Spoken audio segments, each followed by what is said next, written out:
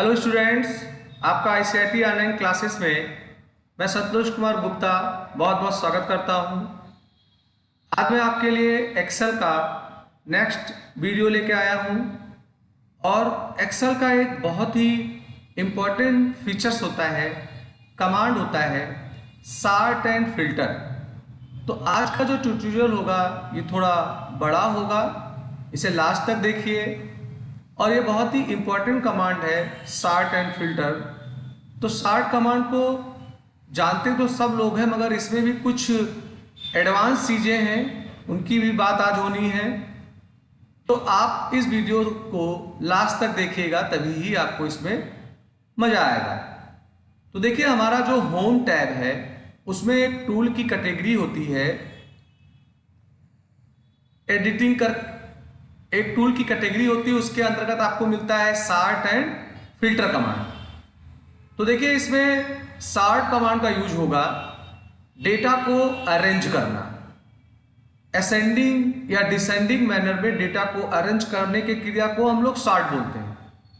और filter command का काम होता है कि अगर ढेर सारे डेटा हैं तो उनमें किसी एक विशेष डेटा को शो करना, बाकी को हाइड कर देना। विशेष की परिभाषा आप बताओगे, एक क्राइटेरिया बताओगे, तो उस क्राइटेरिया को जो फुलफिल करेंगे उनके डेटा आएंगे, बाकी के डेटा हाइड हो जाते हैं। तो अभी चलिए डेफिनेशन देख लेते हैं। तो the sorting tool allows you to sort by date, number, alphabetic order and mode. यानी कि जो सॉर्टिंग कमांड होगा ये आपको अनुमति देता है कि आप इसके जरिए आंकड़े को सॉर्ट करेंगे डेट के ऊपर, नंबर के ऊपर, या अल्फाबेटिक ऑर्डर में उनको आप सॉर्ट कर सकते हैं। या कुछ और भी है, जैसे कस्टम लिस्ट वगैरह है, उसके भी हाथ पे भी सॉर्टिंग होती है।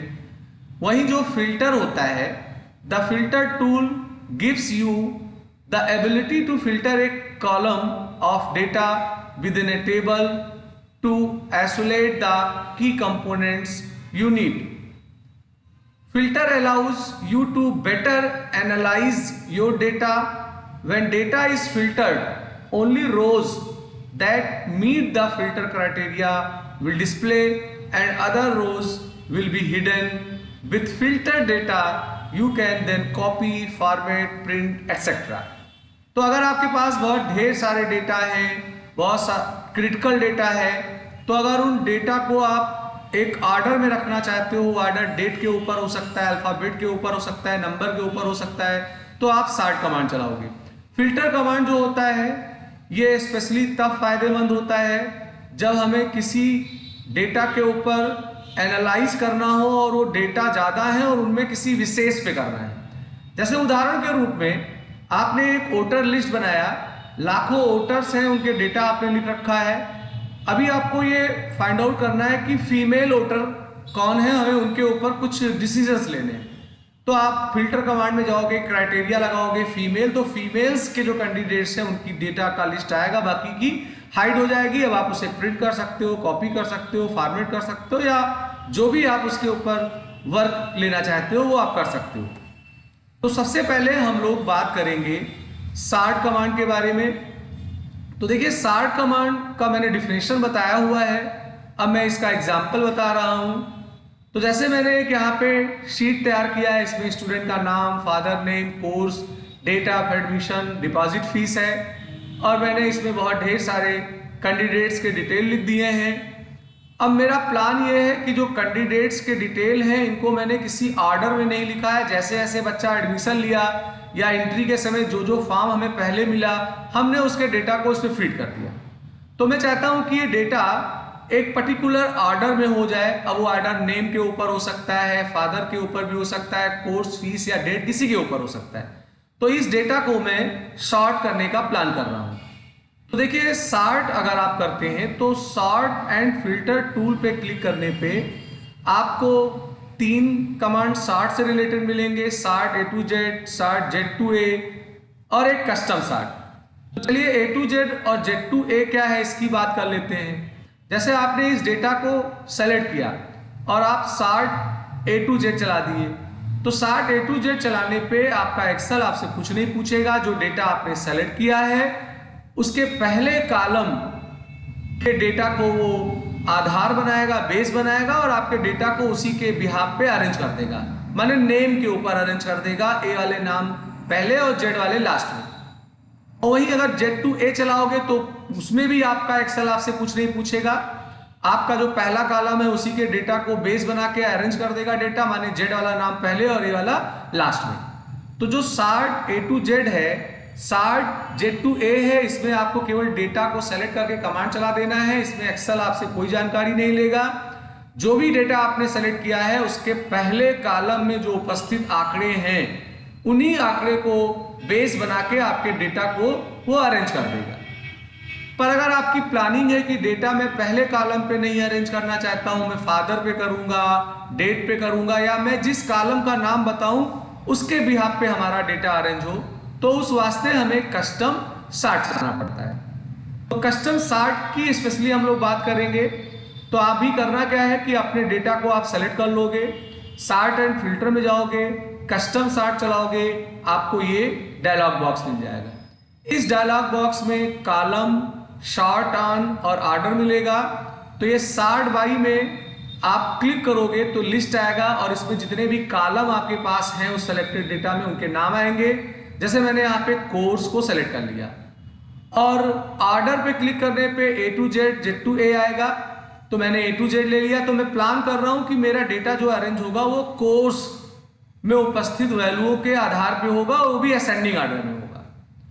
तो मैंने यहाँ कोर्स लिया, ए टू जेड लिया, उसके बाद ओके पे क्लिक करेंगे। तो ओके पे क्लिक करने पे देखिए डेटा हमारा अरेंज हो रहा है। अगर आप कोर्स पे फोकस करो तो ट्रिपल सी के 2 स्टूडेंट हैं, कोर्स के नेम में सी पहले आएगा इसलिए ट्रिपल सी के कैंडिडेट्स आ रहे हैं, फिर ओ लेवल के कैंडिडेट्स आ रहे हैं, फिर टैली के कैंडिडेट्स आ रहे हैं, फिर वेब डिजाइनिंग के आ रहे हैं। यहाँ नाम से नहीं मतलब है, यहाँ मैंने चूंकि कॉलम का नाम कोर्स लिया था तो कोर्स के आधार पे हमारे डेटा अरेंज हुए हैं असेंडिंग ऑर्डर में। तो कस्टम सार्ट का एक मेन रोल ये होता है कि आप जिस कॉलम को सेलेक्ट करते हो और जो ऑर्डर बताते हो उसके बिहाफ पे डेटा अरेंज होता है। दूसरा इसका यूज एक ये भी है कि इसमें आप एक से अधिक कॉलम के ऊपर अपने डेटा को अरेंज कर सकते हो, खासकर जब डेटा बहुत क्रिटिकल या कॉम्प्लेक्स या ज़्यादा होगा तो वहाँ पर इसको हमें चलाना होता है। इसे हम लोग कस्टम सार्ट में ऐड लेबल के माध्यम से चलाते हैं। तो देखिए इसमें मैं करना ये चाहता हूँ कि मैंने यहाँ पे सार्ट बाई में नेम लिया है और ऑर्डर में ए टू जेड लिया है। तो मैं प्लान कर रहा हूं कि मैं अपने कैंडिडेट्स के नेम के ऊपर डेटा को अरेंज करूंगा। पर हो सकता है कैंडिडेट ज्यादा हो तो कोई एक नाम कई हो, माने अगर शिवम सिंह है तो वो 4 हो सकते हैं, अजय है तो वो 12 हो सकते हैं। तो अगर स्टूडेंट का नाम रिपीट होता है तो वो उन स्टूडेंट को एक सीक्वेंस में रखेगा, पर जो पहले आया होगा उसे पहले रखेगा, जो दोबारा आया होगा उसे दूसरे नंबर पे रखेगा। पर अगर आप प्लान कर रहे हो कि स्टूडेंट का नेम अगर एक जैसा आएगा तो उनमें से किसको वो पहले रखेगा वो आप देन बाई में बता सकते हो। तो आप ऐड लेवल पे क्लिक करोगे तो ये नीचे वाले कॉलम का डिटेल आएगा। देन बाई में मैंने फादर ले लिया और ए टू जेड कर दिया है। तो इसका मतलब ये हुआ कि अगर कोई नाम सेम होगा तो ये उस नाम को पहले रखेगा जिसका पिता का नाम असेंडिंग ऑर्डर में होगा। तो इसको लेने के बाद जब आप ओके करोगे तो ध्यान दो यहां शिवम सिंह 3 है। तो इनमें इनके पिता का नाम जो अल्फाबेट ऑर्डर में है उसमें आदर्श डबल ए आ रहा है, ये पहले आएंगे इसलिए शिवम सिंह आदर्श पहले आ रहे हैं। शिवम सिंह अमित सिंह दूसरे नंबर पे हैं, शिवम सिंह सुरेश सिंह तीसरे पे आ गए। अगर इसी डेटा को आप देखो तो यहाँ शिवम सिंह सुरेश सिंह पहले थे, शिवम सिंह अमित सिंह थे, शिवम सिंह आदर्श थे। तो अगर आप केवल नेम के ऊपर इनके डेटा को अरेंज करोगे तो ये शिवम सिंह पहले आएगा जो कि पहले लिखा है, और इसके नीचे दूसरे नंबर पे ये शिवम सिंह आएगा। पर मैंने देन बाई में फादर नेम ले लिया है तो ये अभी शिवम सिंह में उनको पहले रख रहा है जिनका पिता का नाम असेंडिंग ऑर्डर में आ रहा है। तो इस तरीके से ऐड लेबल का आप प्रयोग कर सकते हो। ऐसा भी इत्तेफाक हो सकता है कि नाम भी सेम, पिता का नाम भी सेम, तो ऐसे स्थिति में देन बाई में आप एक तीसरा कॉलम ले सकते हो तो उसके बिहाफ पे आपका डेटा अरेंज होगा। अब हम लोग बात करते हैं कस्टम लिस्ट के ऊपर। कस्टम लिस्ट के ऊपर भी हम अपने डेटा को अरेंज कर सकते हैं। जैसे एक हो गया कि अगर अल्फाबेट है तो वो असेंडिंग या डिसेंडिंग ऑर्डर में होगा। अगर डेट है तो न्यूएस्ट या ओल्डेस्ट ऑर्डर में होगा।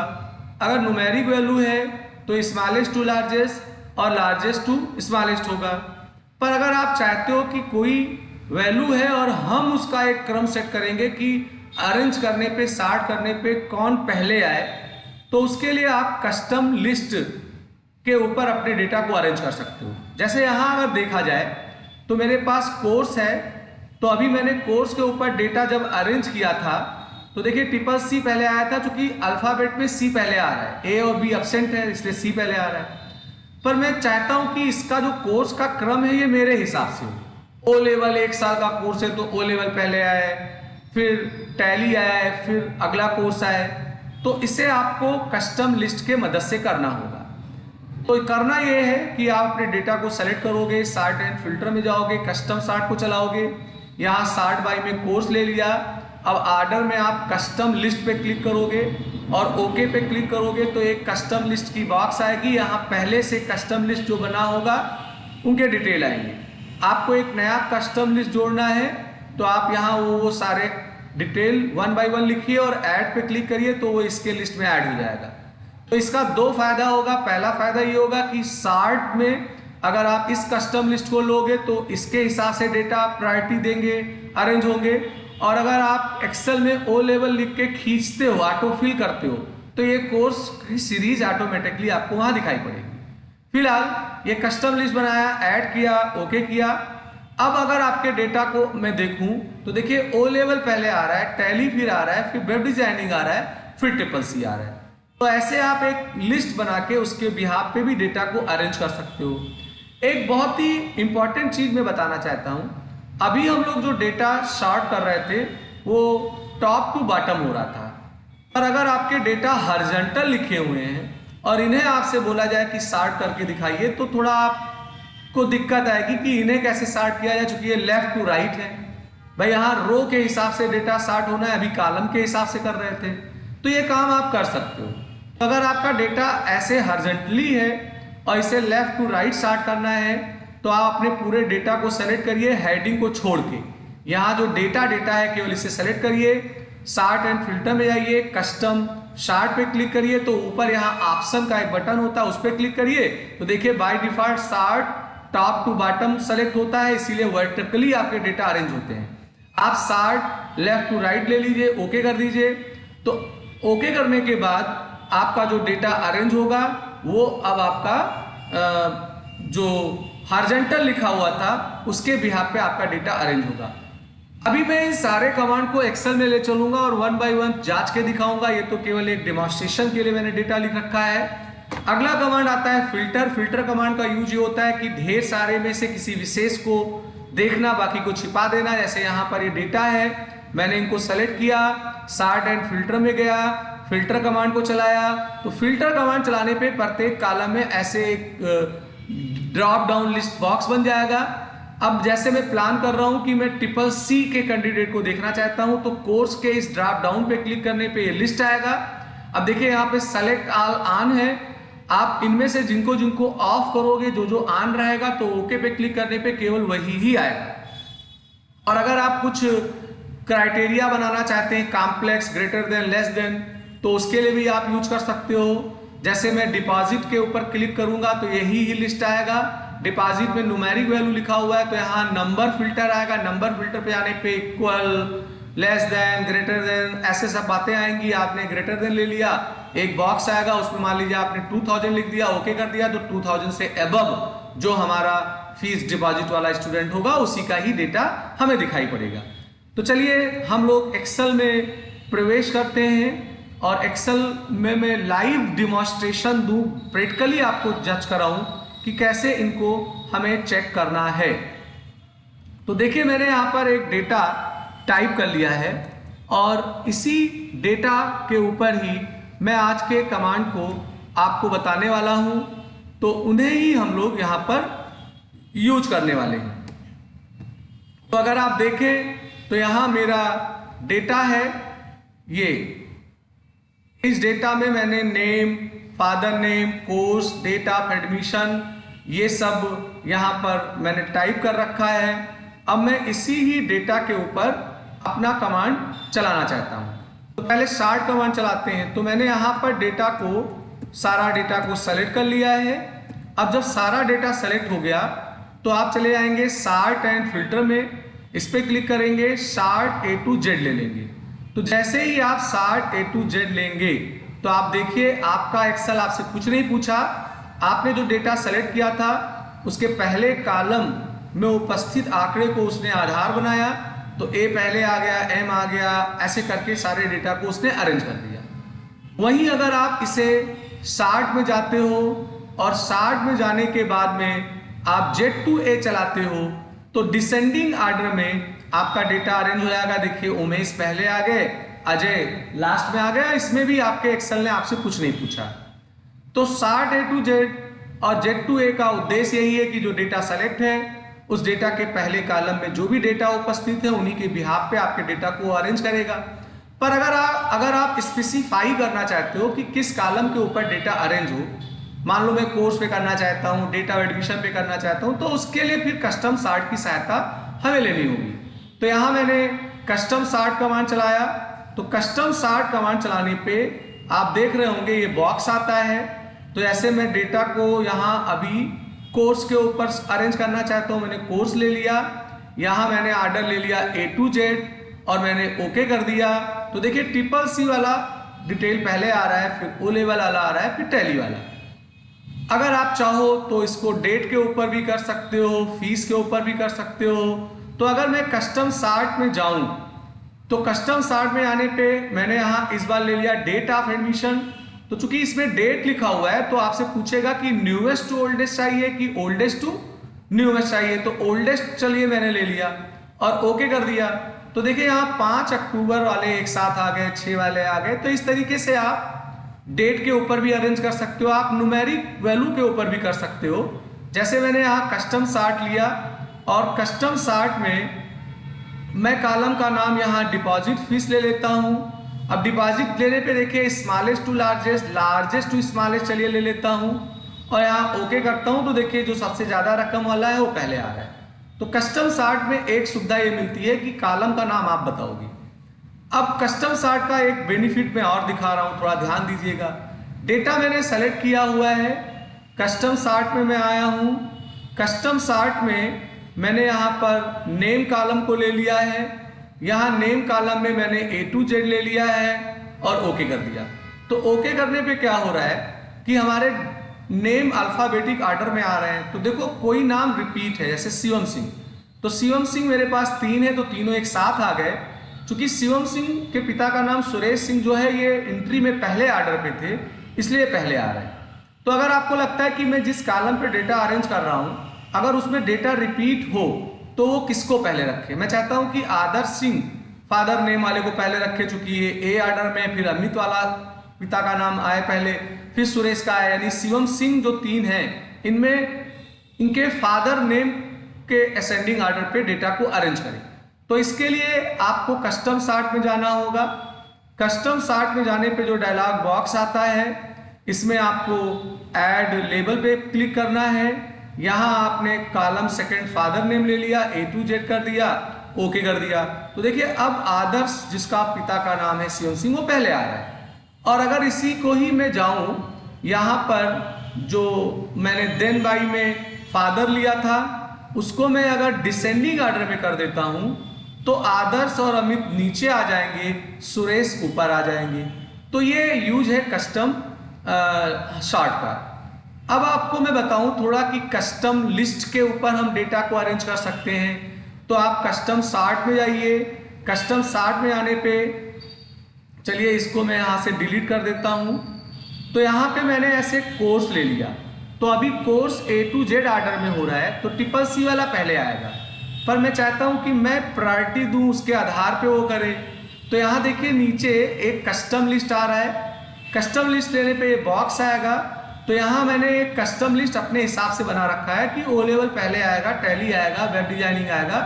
आप यहाँ नया टाइप करके भी ऐड कर सकते हैं और उसके बाद मैंने ओके कर दिया। तो मेरा ये वाला कस्टम लिस्ट यहाँ ऑर्डर में सेलेक्ट हो गया। तो ओके करने पे देखिए O लेवल पहले आ रहा है और CCC देखिए बाद में आ रहा है, वेब डिजाइनिंग, टैली जो क्रम मैंने बताया था उसके आधार पे डेटा अरेंज हो रहे हैं। तो ये एक डेटा है जिसे आप जांच के देखिएगा। अब मैं आपको ये बताना चाहता हूं कि डेटा अगर आपके हॉरिजॉन्टली लिखे हो तो इनको कैसे अरेंज किया जाएगा। तो यहाँ पे मैं क्या करता हूँ कि डेटा को मैं यहाँ पे सेलेक्ट कर लेता हूँ। तो आपका जो हॉरिजॉन्टली डेटा है आप उसको सेलेक्ट कर लीजिए। डेटा ज़्यादा है, मैंने जूम कर रखा है ये, और सारे डेटा मेरे सेलेक्ट हो गए, देखिए यहाँ पे। अब मैं इन्हें सॉर्ट करना चाहता हूँ, मगर ये डेटा लेफ्ट टू राइट के मोड में है। तो यहाँ मैं सॉर्ट एंड फिल्टर में जाऊँगा, कस्टम सॉर्ट में जाऊँगा। कस्टम सॉर्ट में जो बॉक्स आएगा इसके मैं ऑप्शन में जाऊँगा, और यहाँ देखिए सॉर्ट लेफ्ट टू राइट है ऑटो, अगर ना होता तो मुझे ये लेना पड़ता, फिर ओके करूँगा। अब यहाँ रो का नंबर जैसे मैं चाहता हूँ कि मेरा डिपॉजिट फीस पे हो, तो यहाँ रो नंबर हमारा 5 है, तो मैंने 5 ले लिया, और 5 में मैंने कर लिया लार्जेस्ट टू स्मॉलेस्ट, और उसके बाद मैंने यहाँ ओके कर दिया। तो देखिए यहाँ 16,300 वाला पहले आ रहा है, फिर 6500 वाला आ रहा है, फिर 5350 आ रहा है। तो इस तरीके से आप हॉरिजॉन्टली डेटा को भी अरेंज करना चाहें तो कर सकते हैं। अब एक लास्ट चीज बचती है हमारी फिल्टर। तो मैंने ये डेटा सेलेक्ट ही कर रखा था। अब मैं सॉर्ट एंड फिल्टर पे चला जाऊं, और यहाँ मैं फिल्टर कमांड पे क्लिक कर दूं। तो फिल्टर कमांड पे क्लिक करने पे सिंपल सारे कॉलम में ये लिस्ट बन के आती है। जैसे मैं कोर्स में गया, कोर्स में मैंने यहाँ सेलेक्ट ऑल वाले ऑप्शन को ऑफ कर दिया, और यहाँ मैं केवल ओ लेवल लेता हूँ और ओके करता हूँ। तो देखिए ओ लेवल वाले जो डेटा है केवल वही हमें दिख रहे हैं। और अगर हमें इसे क्लियर करना है तो इस पर क्लिक करूंगा मैं, और यहाँ क्लियर फिल्टर कर दूंगा तो सारे डेटा आ जाएंगे। तो ऐसे आप यूज कर सकते हो। अब यहाँ पे अगर मैं जाऊं और सेलेक्ट ऑल को ऑफ कर दूं, अब मैं यहाँ टैली और ट्रिपल-सी को ऑन करके ओके करूं, तो केवल टैली और ट्रिपल-सी वाला जो डेटा है वो आएगा। इस तरीके से आप क्राइटेरिया यहाँ पे बनाने का काम करेंगे। अभी मैं न्यूमेरिक पे चलाता हूँ, इसे डिपॉजिट फीस में गया, नंबर फिल्टर में गया, यहाँ मैंने ग्रेटर देन ले लिया। ग्रेटर देन में ऐसे मैं लिख देता हूँ 5000। तो जिनकी फीस 5000 से ज़्यादा जमा हुई होगी उन्हीं कैंडिडेट्स के डिटेल हमारे पास उपलब्ध होंगे। तो ये एक फिल्टर कमांड है, काफ़ी प्रभावशाली है। तो जो कमांड मैंने आज आपको बताया है इसको यूज करके देखिएगा। अगर आपको कोई समस्या होगी तो आप कमेंट के जरिए मुझसे पूछ सकते हैं। मैं उम्मीद करता हूं कि आज का वीडियो आपको अच्छा लगा होगा। अच्छा लगा तो लाइक करिए, शेयर करिए, सब्सक्राइब बटन पे क्लिक करके बेल आइकन को जरूर लिया करिए, जिससे मैं कोई नया वीडियो बनाऊं तो उसका अलर्ट आपको तुरंत मिल जाया करे।